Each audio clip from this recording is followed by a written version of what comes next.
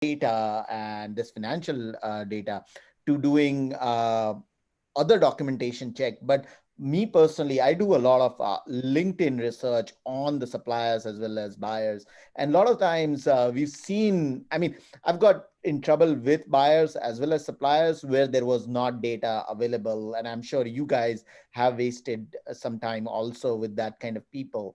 Uh, if it would be good, especially Doug and Shafila, you could share some personal experience and what you, without naming people obviously and companies, but you can share about what has happened and what went wrong, because that is something to learn for all of us. And I'll share my experience also in a bit. But what are the different documentations that you check on that, on top of doing the background checks on social media? Go ahead, Shakila. I'll let you go first, Doug. I know you have more to say, and then I'll piggyback on All right, that. fair enough. Go Yeah, first. look, you can get a lot of information off of LinkedIn, and it's fantastic. And I use it heavily. I look at their posts. I'll read 6 months of their posts and see where they made a pivot or see what they were doing before, see how they interacted with people.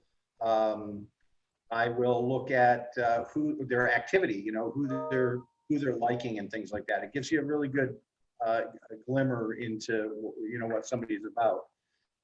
And I like to look. I'm a seller, so I'm not a buyer. So I come at this from a different place. But as a seller, look, I talk to 150 people before I close a deal. It used to be.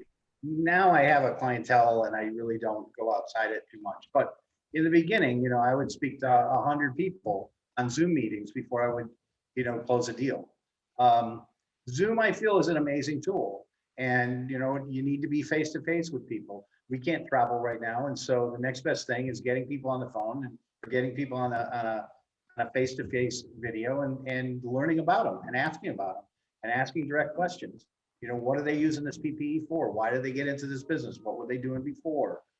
Why do they want to be in it? Is it the right reasons? Are they gougers? I don't want to be involved in those people. So I start with a background on LinkedIn, then I move to a Zoom call right away. I want to get in front of them and find out whether they're people. And I bet you there's people that are watching this that have had a Zoom with me. And after 5 minutes, I'll say, look, we're just not going to be able to do business because I just don't get a good feel about it.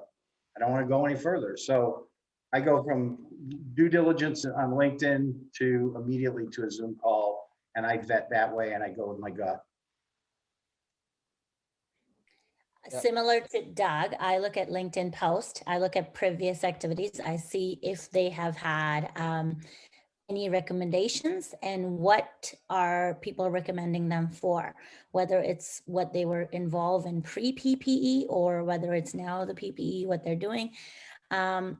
When I started in April, when it started in March, it was similar to Doug. I was talking to everybody and anybody, and I had legitimate manufacturers and allocations and factories that I was working with. But there was just, it felt like I was talking to 1,000 people. You said 100 people, Doug, but I felt like I was talking to 1,000 people. And then everybody's roles were all misleading, whether they were brokers or facilitators. It would need a definition what each and everyone's role was. I have been fortunate enough where I have my own end buyers and the exit buyers. So I focus a lot on that. But I do look at a lot of what their posts are like and what they're commenting on. What are they buying? And what are similar to Doug, what you said, their activities.